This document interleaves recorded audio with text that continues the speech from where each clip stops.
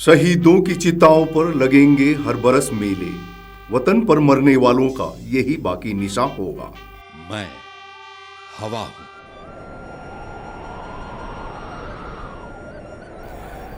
समय की धूल की परतें यादों को, अतीत को मिटा देते हैं, दबा देते हैं, लेकिन वीरों की वीरता, वीर गाथा की कथाओं को न तो धूमिल कर सकते हैं, न ही मिटा सकते हैं। तो आइए इतिहास के झरोखे से भारत के वीर गाथाओं के पन्नों को पलटकर कुछ ऐसे ही कथाओं में झांकने की कोशिश करें। एक वीर भारतीय जांबाज ने देश के स्वतंत्रता के लिए हंसते हंसते फांसी के फंदे को गले लगाया था। ये वही दिन था जब शहीद मेजर दुर्गा मल्ल ने अपने देश और गोरखा समुदाय के वीर गाथा में शहादत का एक नया पन्ना जोड़ दिया था, लिख दिया था। चलिए समय की घड़ी की सुइयों को एक बार वापस घुमाकर अतीत की ओर ले चलते हैं। दिन है 1 जुलाई 1913 और स्थान है डोईवाला, देहरादून। जी हां, यही डोईवाला गांव में जमदार गंगाराम मल और उनकी धर्मपत्नी पार्वती मल के घर आज एक पुत्र का जन्म हुआ है। आगे चलकर यही बालक अपने परिवार को, कौम को और देश को गौरवान्वित करेगा और वीर शहीद मेजर दुर्गा मल के नाम से अमर हो जाएगा। दिन महीनों में, महीने वर्षों में परिवर्तित होते गए। दुर्गा मल का पठन पाठन का कार्यक्रम शुरू हो गया। बाल्यकाल से ही तीव्र बुद्धि के दुर्गा मल की शिक्षा दीक्षा गोरखा मिलिट्री स्कूल, जो उस समय गोरखा सैनिकों के बच्चों के लिए देहरादून में एकमात्र विद्यापीठ थे, वहां हुआ। दुर्गा मल 9वीं कक्षा में शिक्षारत के समय देश में स्वतंत्रता संग्राम की आंधी सर्वव्यापी थी। देशभक्त और भारतीय नागरिक इस लहर में बह रहे थे। बालक दुर्गा मल देहरादून के देशभक्त ठाकुर चंदन सिंह, खड़क बहादुर बिष्ट, पंडित ईश्वरानंद गोरखा, अमर सिंह थापा आदि से प्रभावित होकर इस संग्राम में कूद गए।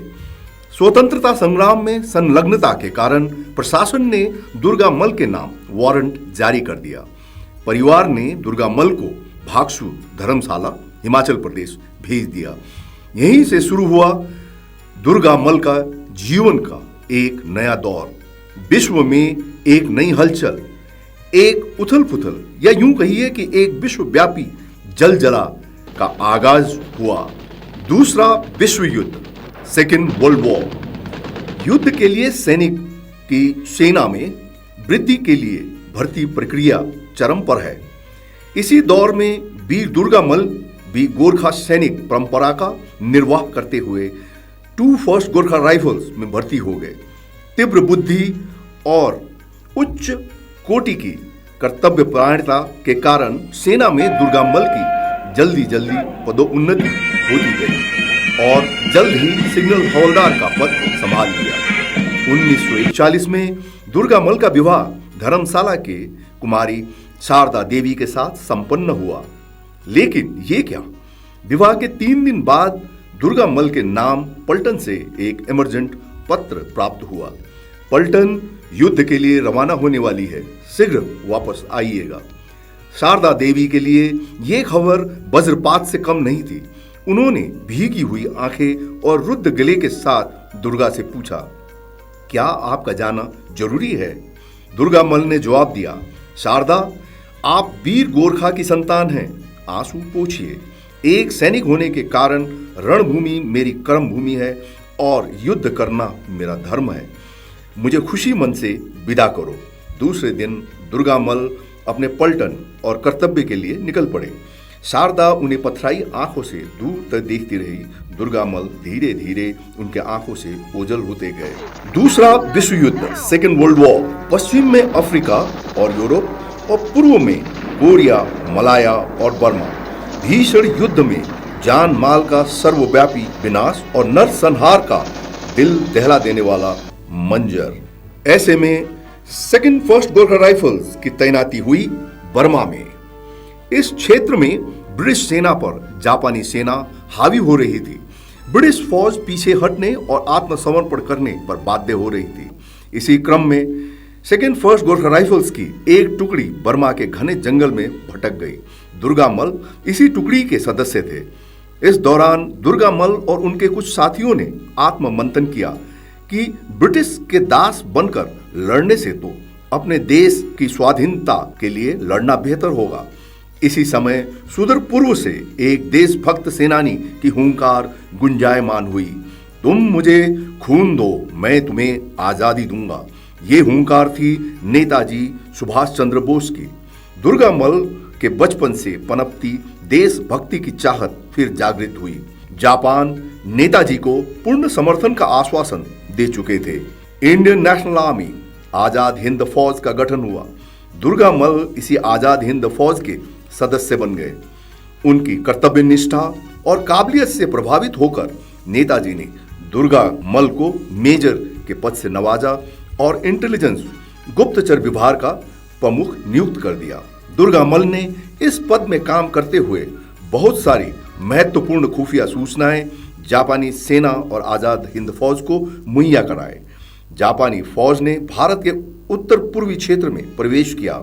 यहीं कोहिमा उखरूल क्षेत्र में एक ऑपरेशन के दौरान मेजर दुर्गा मल को ब्रिटिश फौज ने बंदी बना लिया। दिन था 27 मार्च 1944। मेजर दुर्गा मल को युद्धबंदी प्रिजनर ऑफ वॉर बनाकर दिल्ली के लाल किले में लाया गया और उन पर फौजी अदालत मिलिट्री कोर्ट ने देशद्रोह का अभियोग मुकदमा दायर कर दिया। मेजर दुर्गा मल को फांसी की सजा सुनाई गई। ये वो समय था जब भारत में स्वतंत्रता संग्राम अपने चरम सीमा पर थी। देश में एक अजीब जोश जज्बा हिल्लोरे ले रहा था। हर एक भारतीय बेखौफ जान हथेली में लेकर ब्रिटिश शासन से लोहा ले रहा था। बरतानिया हुकूमत के लिए ये एक बेहद मुश्किल घड़ी थी। परिस्थिति काबू से बाहर थी। ब्रिटिश सरकार ऐसे समय में युद्ध बंदियों को साम दाम दंड के द्वारा अपनी गलतियां कबूलवाने और अपने पक्ष में मिलाने की कोशिश कर रहे थे। मेजर दुर्गा मल के खिलाफ उनकी सारी कोशिशें विफल होने पर आखिरी दाव के तहत फांसी के दिन उनकी धर्मपत्नी शारदा देवी को उनके समक्ष लेकर के आए। मेजर दुर्गा मल अंग्रेजों की चाल को समझ गए और अपनी पत्नी को संबोधन करके बोले, शारदा, मैं अपना जीवन मातृभूमि के लिए त्याग कर रहा हूं। तुम चिंतित अथवा दुखी बिल्कुल मत होना। मेरे शहीद होने के बाद करोड़ों भारतवासी तुम्हारे साथ होंगे। मेरा बलिदान व्यर्थ नहीं जाएगा। मुझे पूर्ण विश्वास है भारत जल्द ही स्वतंत्र होगा। मेजर दुर्गा मल को 25 अगस्त 1944 में फांसी पर लटका दिया गया। भारत का एक और सपूत देशभक्ति के मार्ग पर शहीद हो गया, अमर हो गया। ये जिंदगी है कौम की, कौम पर लुटाए जा। कदम कदम बढ़ाए जा, खुशी के गीत गाए जा। ये जिंदगी है कौम की, तो कौम पे लुटाए जा। कदम कदम बढ़ाए जा, खुशी के गीत गाए जा। ये जिंदगी है कौम की, तो कौम पे लुटाए जा। इसी क्रम में देहरादून के अनेक वीर जिनकी स्वतंत्रता संग्राम में अहम भूमिकाएं रही हैं, जैसे ठाकुर चंदन सिंह, खड़ग बहादुर बिष्ट, पंडित ईश्वरानंद गोरखा, अमर सिंह थापा और दल बहादुर थापा आदि। समय की धूल की परतें शहीद दुर्गा मल जैसे अनेकों देशभक्तों के खून से लिखी हुई देशभक्ति की गाथाओं को मिटा नहीं सकते। वे तो अनंत तक अमर हैं, अमिट हैं। तो आइए उन सबको श्रद्धा सुमन के साथ कोटि कोटि नमन करें और उनके सुर में सुर मिलाकर इन शब्दों का उच्चारण करें।